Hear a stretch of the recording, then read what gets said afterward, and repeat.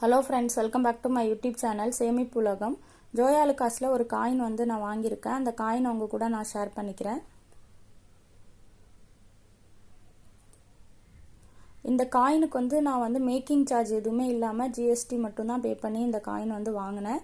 Making charge இல்லாமல் வாங்கினதுனால எனக்கு எவ்வளோ லாபம் கிடச்சிச்சு. இந்த காயினோட வெயிட் எல்லாத்தையுமே நான் வந்து லாங் வீடியோ அப்லோட் பண்ணியிருக்கிறேன்.